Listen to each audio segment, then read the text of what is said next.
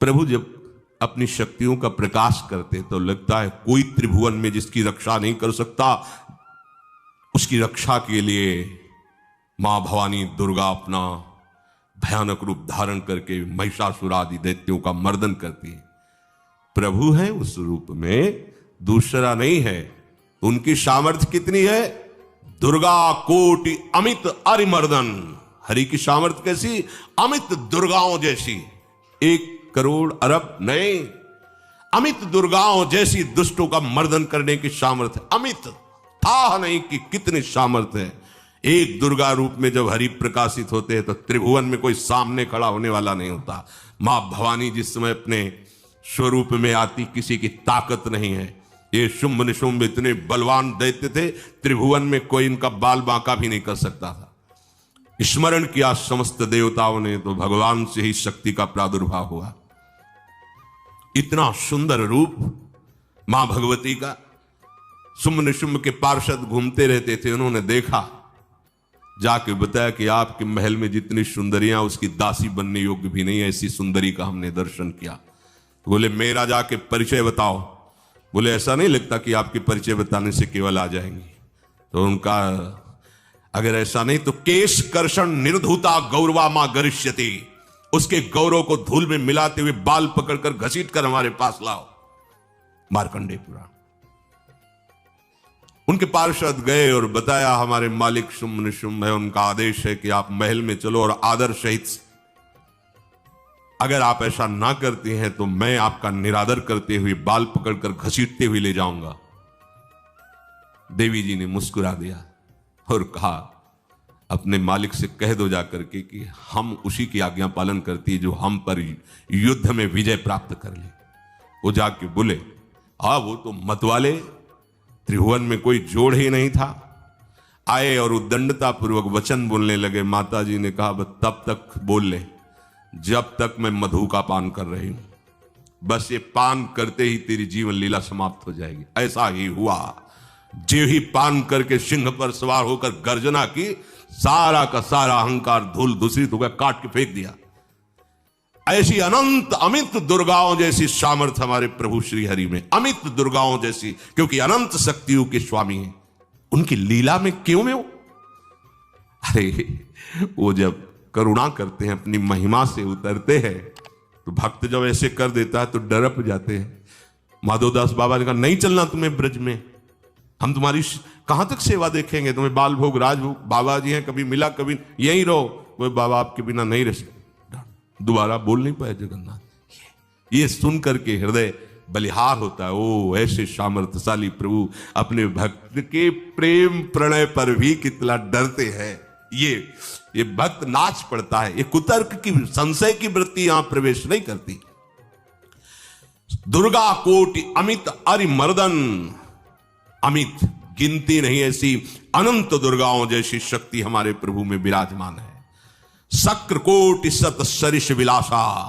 आहा, अरबों इंद्र जैसा विलास प्रभु में। अरबों, एक इंद्र त्रिभुवनपति है, अरबों इंद्र के समान प्रभु का ऐश्वर्य है। और नवशत कोटि अमित अवकाशा, जिस एक आकाश के लिए गरुड़ जी से कह रहे हैं कि मच्छर से लेकर आप तक उड़ते हुए पार पाए, बोले ऐसे अरबों आकाश के समान अवकाश है प्रभु में। मरुत कोटि सत विपुल बल, रवि सत कोटि प्रकाश, शशि सत कोटि सुशीतल, समन सकल भव त्रास। आहा, अरबों पवन के समान महान बल है। अगर त्रिभुवन में कोई बल है तो पवन में बल है, वायु बल। बड़े बलवान देवता, बल में इनके समान कोई नहीं। इन्हीं के अंश से प्रकट होते पवन पुत्र हनुमान, और इन्हीं के अंश से प्रकट होते पवन पुत्र भीम। बेजोड़ बलशाली महात्मा, दोनों महात्मा बेजोड़ बलशाली। जेहगिर चरण दे हनुमंता, चले उसोगा पाताल तुरंता। जिमि अमोघ रघुपति कर बाना, ये ही भांति चले हनु। किलकार दे तो राक्षसियों के गर्भ गिर जाते थे। ऐसे महान बली हनुमान जी। और भीम का क्या कहना है? जब ये देव पुष्प उड़ करके आया और द्रौपदी जी को दिया गया, तो द्रौपदी जी ने कहा इसका जोड़ होना चाहिए इस पुष्प का। सबसे कहा पर किसी ने नहीं सुना। भीम ने कहा कहीं भी मिलेगा मैं इससे लाएंगे। ऋषियों ने समझाया कि आगे मत बढ़ो, ये यक्षों की भूमि है, युद्ध हो जाएगा और तुम्हें तैयारी करनी है हस्तिनापुर के लिए, और तुम इधर, वो सब दिव्य हैं, पवन पुत्र हैं। किसकी मां ने अपने वेग को बढ़ाया तो महाभारत में पढ़ के देख लो, इनके चलने के वेग से वृक्ष उखड़ उखड़ कर गिर रहे थे। ऐसे जब चल रहे थे तो चलने के वेग से वृक्ष उखड़ जाते थे भीम के। तो हनुमान जी ने सोचा किसी के समझाए तो समझेंगे नहीं, तो आगे पवन पुत्र ही बैठ गए, बूढ़े बानर का भेष लेकर, लंबी पूंछे से। मार्ग में मर्यादा है, किसी पशु को भी नहीं लांघना चाहिए। विवेकवान उपासक ऐसा नहीं कि कोई सो रहा है पशु भी आप उसे लांघ जाए, ऐसा नहीं है। जो विवेक है, जो मर्यादा है, वैसे किसी सोते हुए को लांघना नहीं चाहिए। उन्होंने कहा है वृद्ध बानर ये अपनी पूंछ हटा ले और मार्ग दे दे, इस समय मैं विशेष कार्य के लिए जा रहा हूं। तो उनका जब कह ही दिया है वृद्ध, तो आप समझ ही रहे होगे कि वृद्ध में क्या ताकत होती है। अब मेरी ताकत पूंछ हटाने की नहीं रह गई है, आपने तो वृद्ध ही कह दिया है, तो आप समझ रहे हो ना, आप पूंछ हटा लीजिए। कहा हमारी आज्ञा की अवहेलना करे, ऐसे उठी नहीं, दोनों हाथ लगाया, नहीं उठी, पूरी ताकत लगा दी। पवन पुत्र भीम की पूरी ताकत लग गई, पूछ जरा से भी नहीं। हाथ जोड़ के खड़े बोले हम समझ गए हमारे बड़े भ्राता आप हनुमान जी हैं, क्योंकि ऐसा कोई बानर सृष्टि में पैदा नहीं हुआ कि मैं उसकी पूंछ ला हिला सकूं, मैं समझ गया। तो मुस्कुराए और बैठ के बोले हमारी आज्ञा मानो, इस मार्ग में मत जाओ, ये देव मार्ग है, ऐसे ऐसे सिद्ध है कि आपका अपराध बन जाएगा, आप शाप से युक्त हो जाएंगे, इसलिए मैं आपको मना। बोले प्रभु जब आप कृपा करके आए हो तो हमें वो रूप दिखा दो जो लंका में आपने रूप दिखाया। बोले मत उस बात की चर्चा करो, रहने दो। बोले प्रभु एक बार देखना चाहता हूं कि मेरा बड़ा भाई कितना बलवान है। हनुमान जी ने कहा फिर देख लो। कनक भूधराकार शरीरा, समर भयंकर अति बल, कांप गए। भीम जी हाथ जोड़ बोले भैया नीचे, स्वर्णिम कांति, वो भयानक उनका रुद्र रूप, कांप गए, भीम कांप गए। वायु में अगर बल में देखा जाए तो सबसे ज्यादा वायु बलवान है। भगवान कैसे है? मरुत कोटि सत विपुल बल, अरबों वायुओं जैसी महान ताकत हमारे प्रभु में है, संशय नहीं। वो अगर छोटी सी कार्य के लिए सहयोग लेते हैं, ए उठवा दो, ऐसा कर, भक्तों के साथ वो विनोद करते, लीला करते, नहीं उनमें बल कितना है। ऐसे पवन पुत्र हनुमान जिनके चरणों को ऐसे गोद में लिए रहते हैं। एक उपनिषद में चरित्र आता है कि असुरों पर विजय प्राप्त करने के कारण देवताओं को गर्व हो गया और सभा में नृत्य गान चल रहा था। भगवान जब किसी पे गर्व करते हुए देखते हैं तो उनको अच्छा नहीं लगता। फिर सृष्टि के विधान के प्रधान अधिकारी जब देवतागण और देवराज इंद्र और उन्मत्तता, विजयश्री में उन्मत्तता आ जाती है, तो भगवान ने एक यक्ष का रूप धारण किया और सभा के प्रधान द्वार पर दिखाई दिए। देवराज इंद्र ने कहा कि पता लगाओ ये कौन है, बिना आज्ञा के, बिना सूचना के कैसे आ गया है, क्योंकि त्रिभुवनपति है ना। अग्नि देवता ने कहा मैं जाता हूं, पता लगा के आता हूं, क्योंकि किसी बलवान का परिचय पूछने के लिए निर्बल को नहीं भेजा जाता। अग्निदेव गए और कहा आप अपना परिचय दीजिए, कौन हो और यहां कैसे आए हो। तो उनका परिचय लेने के पहले हम आपका परिचय जानना चाहते हैं, आप कौन हो। तो उन्होंने कहा कि मैं अग्निदेव हूं, सामर्थ्य आपकी, त्रिभुवन को उपले की तरह भस्म कर सकता हूं। मैं समस्त प्राणियों के उदर में बैठकर अन्न और जल का पचाकर जीवन दान देता हूं, जीवन पोषण करता हूं। अच्छा, एक दिन का फेंका, हम तुम्हारी बात तभी प्रमाणित, ये उपनिषद की बात, हम तुम्हारी बात तभी प्रमाणित मानेंगे जब तुम इस तिनके को जला दोगे। अब कोई अग्नि देवता से तिनका जलाने की बात कहे, सहज में दृष्टि डाली, कुछ नहीं हुआ, पूरा पावर लगा दिया। यक्ष जी ने मुस्कुरा कर कहा तुम तो कहते थे पूरे त्रिभुवन को उपले की तरह जला दूंगा, अब गिरिवा झुकाई पहुंचे। देवराज इंद्र ने कहा कौन है? बोले असमर्थ रहा उनका परिचय जानने में, वायु देवता। आप अपना परिचय बताइए। आप अपना परिचय जो आए हो तो हमें पहले बताओ, तब हम अपना परिचय दें। तो उनका मैं महान देव वायु हूं, बल आपका, संपूर्ण जीवों का जीवन हूं। अगर मैं रुक जाऊं तो एक भी क्षण सृष्टि टिक नहीं सकती, क्योंकि सब वायु से जीवित है। और मैं पूरे ब्रह्मांडों को तिनके से उड़ा सकता हूं। ये तिनका है, उड़ाओ।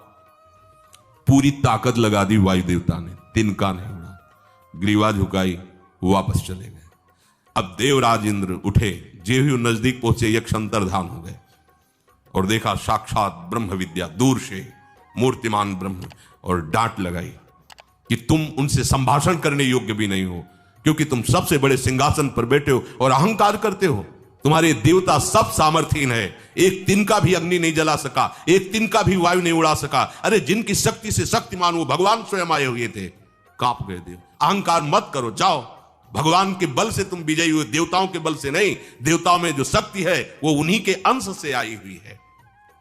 अरबों वायु के समान महान बलशाली हमारे श्री हरि, अरबों सूर्यों के समान उनका प्रकाश, अरबों सूर्यों के समान प्रकाश, अरबों चंद्रमाओं के समान सुशीतलता, समस्त भयों और दुखों का नाश करने वाले प्रभु श्री हरि।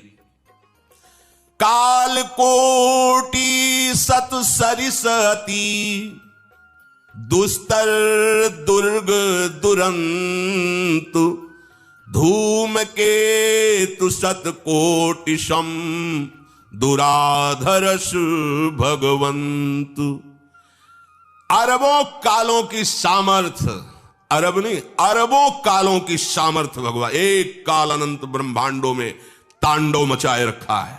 अरबों काल अमित बलशाली, अत्यंत दुस्तर दुर्गम दुरांत। कौन? प्रभु श्री हरि। अरबों धूमकेतुओं के समान अत्यंत प्रबल सामर्थ्यशाली प्रभु, अगाध सत कोटि पताला, शमन कोटि सत सरिस कराला, तीरथ अमित कोटि सम पावन, नाम अखिल अघ पूग नशावन। कितने अथाह हैं प्रभु? बोले अरबों पाताल से भी बढ़कर, अरबों पाताल से भी बढ़कर गहरे हैं, कोई था नहीं पा सकता। कितने भयानक हैं? अरबों यमराजों से भी ज्यादा भयानक प्रभु श्री हरि हैं। अनंत कोटि तीर्थों को भी पावन करने वाले परम पवित्र जिनके श्री चरण है वो तीर्थपाद श्री हरि हैं। अनंत तीर्थों की उनका नाम ही संपूर्ण विश्व के पाप समूहों का नाश करने में समर्थ है। हिमगिरि कोटि अचल रघुवीरा, सिंधु कोटि सत समगंभीरा, कामधेनु सम कोटि। आहा, देखो अब किसके सामने तुम्हें हाथ पसारने की जरूरत है? समझो, अगर अपने प्रभु को जान जाओगे, समझ जाओगे, तो फिर कहीं इधर उधर झांकने की जरूरत नहीं, किसी के सहयोग की जरूरत नहीं। कैसे प्रभु? ऐसे वो स्थिर हैं कि जैसे तूफान चल रहा और हिमालय का आश्रय ले लो तो डरने की जरूरत नहीं, कोई भी तूफान हिमालय को उखाड़ नहीं सकता। ऐसे ही कह रहे हैं, अरबों हिमालयों जैसी स्थिरता प्रभु श्री हरि में है। आहा, अरबों समुद्रों के समान गंभीर है। कामधेनु सत कोटि समाना, सकल काम दायक भगवाना, सारद कोटि अमित चतुराई, विधि सत कोटि सृष्टि निपुनाई, विष्णु कोटि सम पालन करता, रुद्र कोटि सत सम संघरता। अरबों कामधेनुओं के समान प्रभु श्री हरि हैं। एक कामधेनु मिल जाए तो निहाल हो जाए, है हमारे श्री हरि कैसे अरबों कामधेनुओं के समान है। इच्छित कामनाओं की पूर्ति कर दे उसे कामधेनु कहते हैं। प्रभु में कितनी चतुरता है, अनंत कोटि सरस्वतियों की एक सरस्वती ब्रह्मांडों का संचालन करती है, बुद्धि के अधिष्ठात्र देवी हैं। और यहां क्या, हमारे श्री हरि अनंत कोटि सरस्वतियों की चतुराई समाई हुई है। अरबों ब्रह्माओं के समान सृष्टि रचने में समर्थ। एक ब्रह्मा प्रकट कर दिया, एक वैभव प्रकट हो गया। अरबों ब्रह्माओं जैसी सामर्थ सृष्टि रचना की प्रभु में है। आहा। और अरबों विष्णुओं के समान पालन करने की सामर्थ प्रभु में है। अरबों शंकर के समान संहार करने की सामर्थ्य प्रभु में है। धनद कोटि सत सम धन वाना, माया कोटि प्रपंच निधाना, भार धरन सत कोटि अहिसा, निरवधि निरूपम प्रभु जगदीसा। अरबों कुबेरों के समान धनवान है।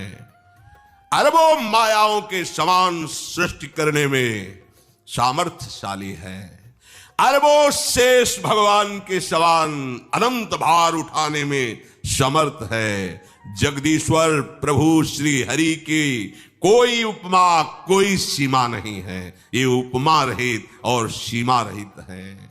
निरुपम न उपमा आन राम समान, राम निगम कहे जिम कोटि सत खद्योत समु, रवि कहत अति लघुताल है। यही भांति निज निज मति विलास, मुनीस हरि बखा नहीं। प्रभु भाव गाहक अति कृपालु, सप्रेम सुनि सुख मानहि। प्रभु भाव गाहक अति कृपालु, सप्रेम सुनि सुख मानहि। प्रभु श्री हरि उपमा रहित हैं। उनकी कोई अनंत ब्रह्मांडों में किसी से उपमा नहीं दी जा सकती। प्रभु के समान केवल प्रभु हैं, ऐसा वेद कहते हैं। अरबों जुगुनियों के समान यदि सूर्य को कहा जाए तो सूर्य का अपमान होता है, सम्मान नहीं। ऐसे ही जो अभी तक वर्णन किया गया उसको समझो। अरबों जुगनुओं के समान यदि सूर्य को कहा जाए तो सूर्य की प्रशंसा नहीं, एक तरह से अवहेलना है। आहा। इसी प्रकार अपनी बुद्धि के विकास के अनुसार मुनीश्वर, अपनी बुद्धि के विकास और प्रकाश के अनुसार मुनीश्वर प्रभु का वर्णन करते हैं। गुण महिमा नाम बल पर था कोई नहीं पाओ, आज तक कोई था नहीं। ऐसे प्रभु की लीला में कोई कुतर्क कोई संशय, अब वो क्या बुद्धि है उसका खुद विचार करे। प्रभु जब अपनी शक्तियों का प्रकाश करते तो लगता है कोई त्रिभुवन में जिसकी रक्षा नहीं कर सकता। उसकी रक्षा के लिए मां भवानी दुर्गा अपना भयानक रूप धारण करके महिषासुर आदि दैत्यों का मर्दन करती है। प्रभु है उस रूप में, दूसरा नहीं है। उनकी सामर्थ्य कितनी है? दुर्गा कोटि अमित अरिमर्दन। हरि की सामर्थ्य कैसी? अमित दुर्गाओं जैसी। 1 करोड़ अरब नहीं, अमित दुर्गाओं जैसी दुष्टों का मर्दन करने की सामर्थ्य। अमित था नहीं कि कितनी सामर्थ्य है। एक दुर्गा रूप में जब हरि प्रकाशित होते हैं तो त्रिभुवन में कोई सामने खड़ा होने वाला नहीं होता। मां भवानी जिस समय अपने स्वरूप में आती, किसी की ताकत नहीं है। ये शुंभ निशुंभ इतने बलवान दैत्य थे, त्रिभुवन में कोई इनका बाल बांका भी नहीं कर सकता था। स्मरण किया समस्त देवताओं ने तो भगवान से ही शक्ति का प्रादुर्भाव हुआ। इतना सुंदर रूप मां भगवती का।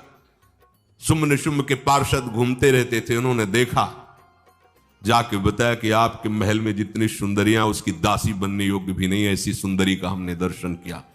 बोले मेरा जाके परिचय बताओ। बोले ऐसा नहीं लगता कि आपके परिचय बताने से केवल आ जाएंगे। तो उनका अगर ऐसा नहीं तो केश कर्षण निर्धूता गौरवा मां गरिष्यति, उसके गौरव को धूल में मिलाते हुए बाल पकड़कर घसीट कर हमारे पास लाओ। मार्कंडेय पुराण।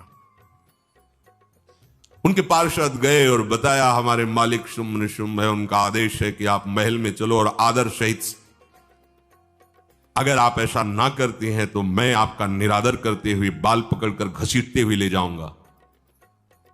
देवी जी ने मुस्कुरा दिया और कहा अपने मालिक से कह दो जाकर के कि हम उसी की आज्ञा पालन करती है जो हम पर युद्ध में विजय प्राप्त कर ले। वो जाके बोले हाँ वो तो मतवाले, त्रिभुवन में कोई जोड़ ही नहीं था। आए और उद्दंडता पूर्वक वचन बोलने लगे। माता जी ने कहा तब तक बोल ले जब तक मैं मधु का पान कर रही हूं, बस ये पान करते ही तेरी जीवन लीला समाप्त हो जाएगी। ऐसा ही हुआ। जो ही पान करके सिंह पर सवार होकर गर्जना की, सारा का सारा अहंकार धूल दूषित हो गया, काट के फेंक दिया। ऐसी अनंत अमित दुर्गाओं जैसी सामर्थ्य हमारे प्रभु श्री हरि में, अमित दुर्गाओं जैसी, क्योंकि अनंत शक्तियों के स्वामी हैं। उनकी लीला में क्यों में हो? अरे वो जब करुणा करते हैं, अपनी महिमा से उतरते हैं, तो भक्त जब ऐसे कर देता है तो डरप जाते हैं।